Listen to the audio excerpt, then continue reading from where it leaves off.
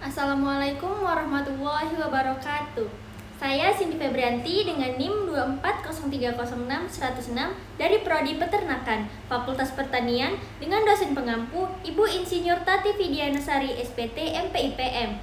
Nah, di video kali ini saya akan menjelaskan tentang proses sintesis putih telur, lalu sintesis kuning telur, dan juga sintesis kerabang telur. Untuk pembentukan telur pada unggas itu terjadi secara bertahap. Nah, di dalam organ reproduksi ayam itu prosesnya dimulai dari pembentukan kuning telur, lalu putih telur, sampai akhirnya terbentuk kerabang atau cangkang telur. Nah, untuk setiap bagian telur itu dibentuk di tempat yang berbeda dan juga semuanya itu dipengaruhi oleh hormon serta nutrisi yang ada di dalam tubuh unggas. Proses ini penting karena setiap bagian telurnya itu punya fungsi masing-masing, baik itu untuk melindungi isi telur maupun untuk memenuhi kebutuhan nutrisi embrio nantinya. Proses sintesis kuning telur itu atau yang disebut yolk, pembentukannya itu disebut vitellogenesis dan juga itu prosesnya terjadi di hati dan juga ovarium. Nah, di hati tubuh itu membentuk zat-zat penyusun kuning telur seperti protein, lalu lemak, dan juga lipoprotein yang nantinya akan jadi cadangan makanan utama bagi embrio itu selama berkembang di dalam telur. Proses ini nih dipengaruhi oleh hormon FSH dan juga hormon steroid yang dimana dia tuh membantu merangsang pertumbuhan folikel di ovarium. Saat folikel mulai berkembang, zat-zat hasil sintesis itu dari hati akan dibawa melewati aliran darah menuju ovarium untuk nantinya akan disimpan sedikit demi sedikit di dalam folikel. Nah, semakin banyak zat yang disimpan, ukuran kuning telur itu akan semakin besar sampai akhirnya matang. Nah, setelah menjelang ovulasi itu, kadar hormon FSH akan meningkat sehingga folikel akan menjadi siap untuk melepaskan kuning telur.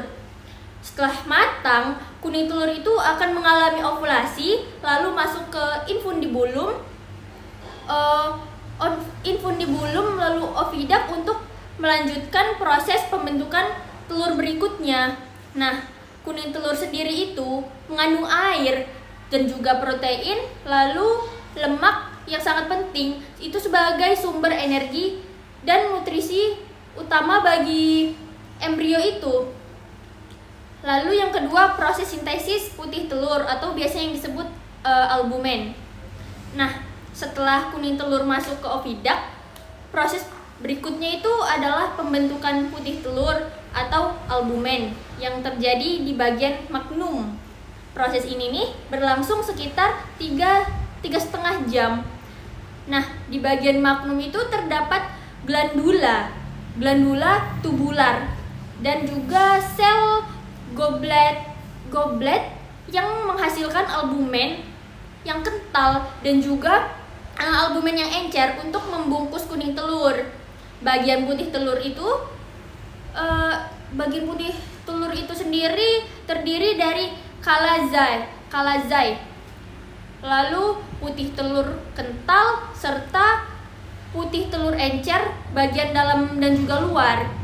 Nah, protein utama yang terdapat pada albumen itu yaitu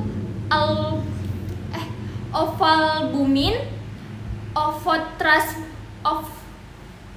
ovotransferin, lalu ovomucoid dan juga lisozim.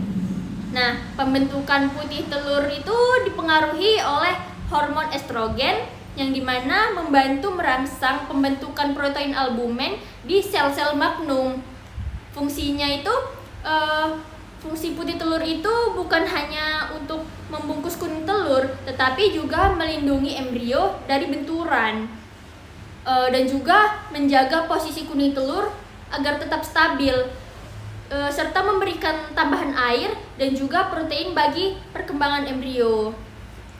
Nah, lalu proses sintesis kerabang telur. Ini yang terakhir. setelah pembentukan putih telur selesai, telur itu akan bergerak menuju uterus atau kelenjar kerabang untuk membentuk cangkang telur.